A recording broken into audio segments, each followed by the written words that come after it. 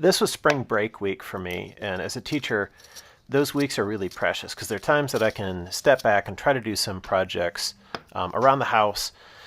This week was really tough because I had a bunch of stuff going on still for school as well as for the grad classes I'm taking, but I wanted to try and get some kind of game plan for at least some idea of some projects that I wanted to knock off. And the garage workshop had gotten kind of packed up for the winter, and there were a bunch of things that just needed to get moved out and taken care of. So my first goal was to get a game plan, and this list is kind of what I'm going to be working from.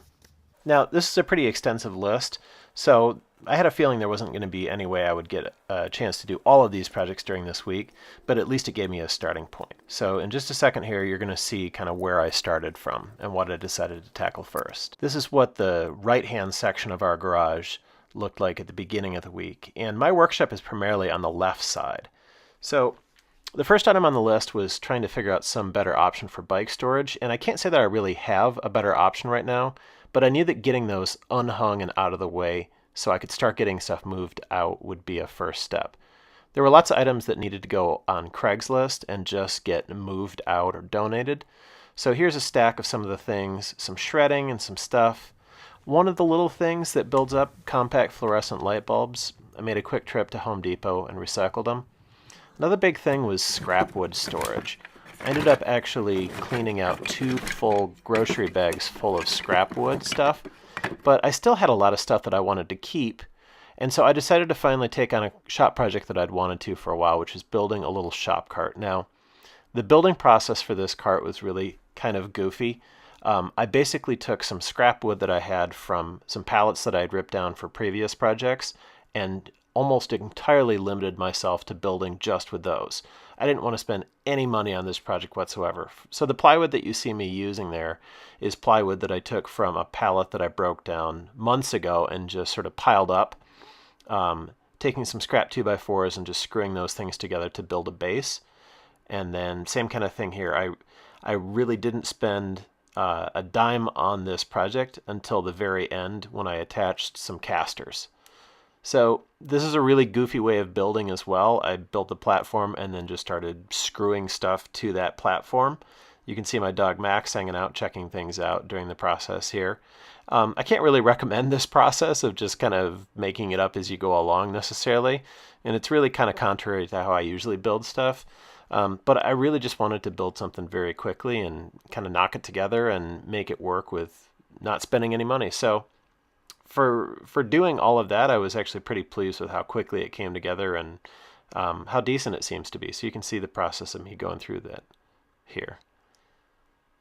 The impact driver that I got for Christmas made a big difference in getting these pieces screwed together quickly and easily. And I'm just flying on this stuff, just zipping them together with drywall screws, quick and dirty. I wanted the back part to be for sheet goods, and I wanted the front part to be set up as a sort of bins with dividers for other scraps and cutoff and stuff like this.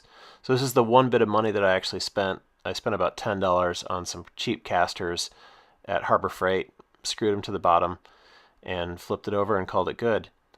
And I didn't size it particularly large because I don't use full 4x8 sheets of plywood or other sheet goods a whole lot. So really this cart is going to be entirely for scraps and cutoffs and stuff like that.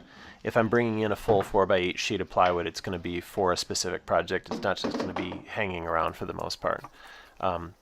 So loading this thing up, I had sorted things out into some different categories of cardboard and Curaplast and styrofoam and plywood and stuff like that.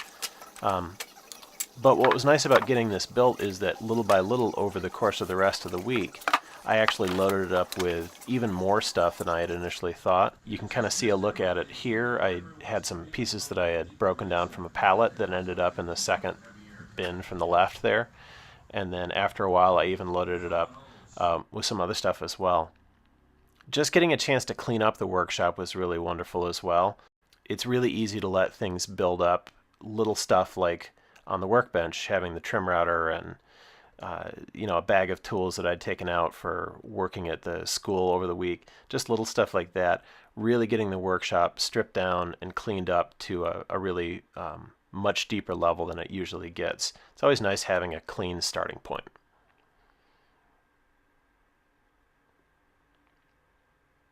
So I was really happy to be able to check that item off, that I had finished off with the scrap wood storage. And really, honestly, I could have checked off a number of things on that clutter list as well, including all of this shredding. This was 6 boxes worth of paper shredding that we took out, as well as some long fluorescent tubes, wood scraps, all of that stuff. Throughout the course of the week, like I said, I piled up that cart with even more stuff, and you can see it kind of fully loaded up here.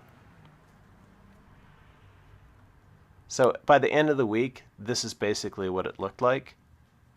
And there's still some things, some bottle returns to go. I still have got to figure out some kind of longer term solution for bike storage, but overall, pretty sweet.